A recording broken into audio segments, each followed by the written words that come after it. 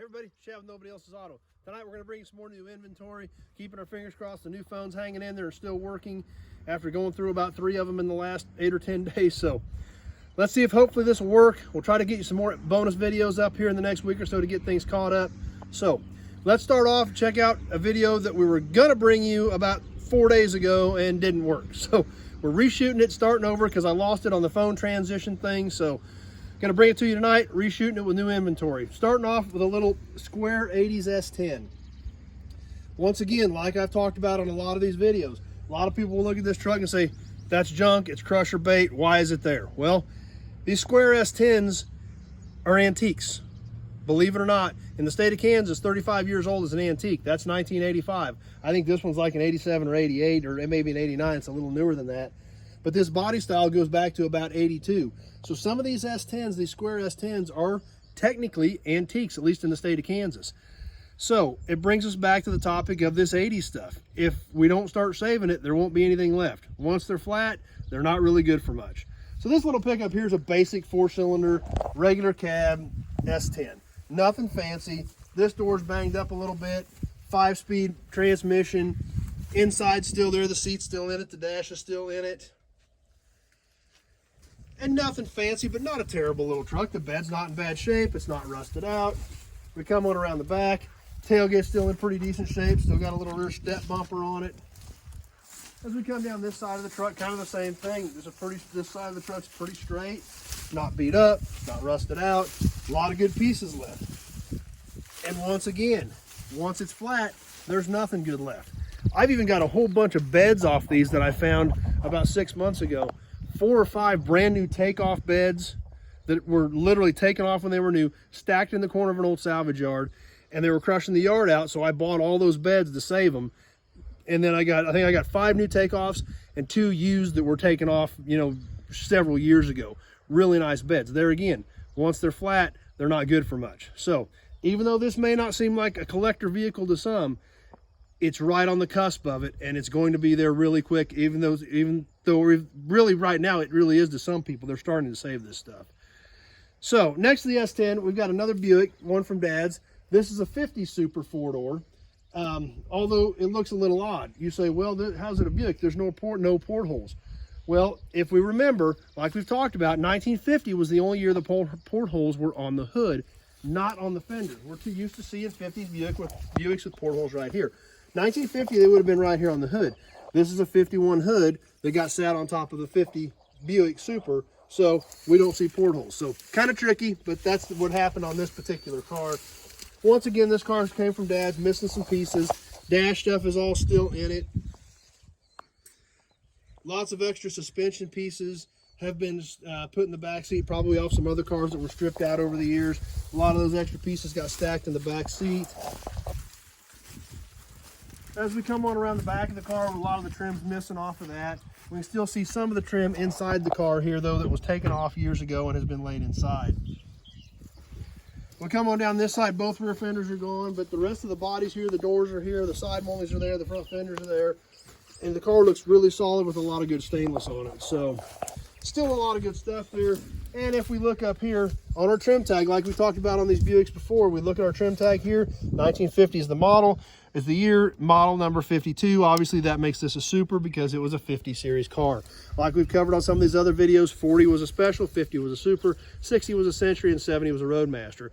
When we go back a few years to the Limiteds back in the 30s and 40s, those were 90 series cars. So this was a 1950 model 52, tells it's a 1950 Super. So something else we're going to bring you tonight, which is kind of different, kind of cool. Another bulk tank. I like bulk tanks. Bulk tanks are cool. I've got 6 or 8 of them sitting around here. Our good friend Eric found this one and picked it up and called me and wanted to sell it to me. I'm glad he saved it. It's great having friends that keep an eye out for you, that want to save this stuff just like all of us do. You know, he found it at an auction, didn't want it to get thrown away or crushed, so he bought it and then sold it to me. And he didn't have a place to put it. I've got 20 acres out here, so it's great when we have friends that help us out and helps the whole hobby save this stuff. And this is a really cool tank. It's a small tank. You know, typically these are a lot longer than this one. You know, this tank is probably not much more than 6 feet long, I'm guessing, the tank part of it itself. We've got drum barrel holders on both sides of this tank. We've even still got the nozzle on this one. It's got these handy dandy little toolboxes on it. If we look up top, these have got to be hood ornaments off of some sort of a car. I don't know what they were. They've been modified and cut on, but they used them as part of the release mech for the caps. And these caps say Clay and Bailey on this side, and on the other side they say KC Mo. So these caps had to have come from Kansas City, Missouri, and then they adapted these super cool hood ornaments off of something on the caps. So we look at the front one, they did it on both of them. So there was some craftsmanship involved in this process to make these work. And they're super neat, and it really added, you know, there really wasn't much reason to do that other than it just added a lot of style to it, which is the whole point. We come around the front of this. The front of the tank is super cool with all these ovals in it. Obviously, you don't really see it much behind the cab of the truck, but it does look neat. Another 55-gallon drum mount over here. Another toolbox. So this is kind of a cool toolbox. We pop these little levers up, maybe.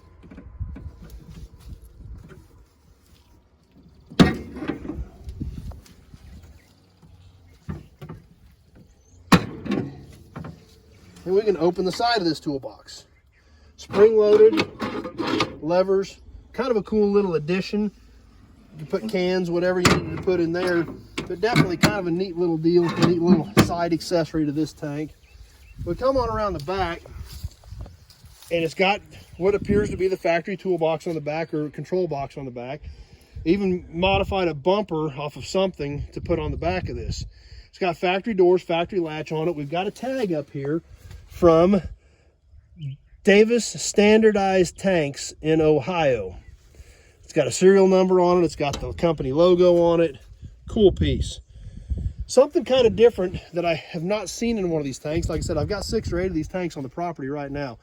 Something a little bit different about this one when we open up the back. We've got a Tokeem pump in here.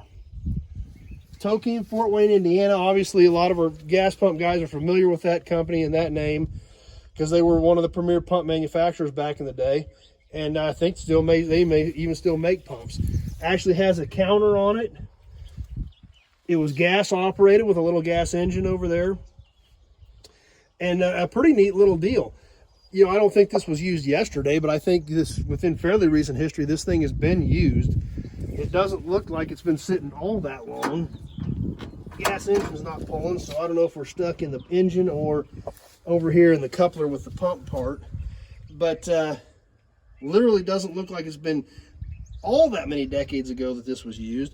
But really kind of a cool setup. I've never seen one of these in any of the bulk tanks that I've got, so kind of makes it stand out, makes it a little different, makes it kind of cool to actually have a Tokeem gas pump in the back of the tank. So something a little different, something kind of cool.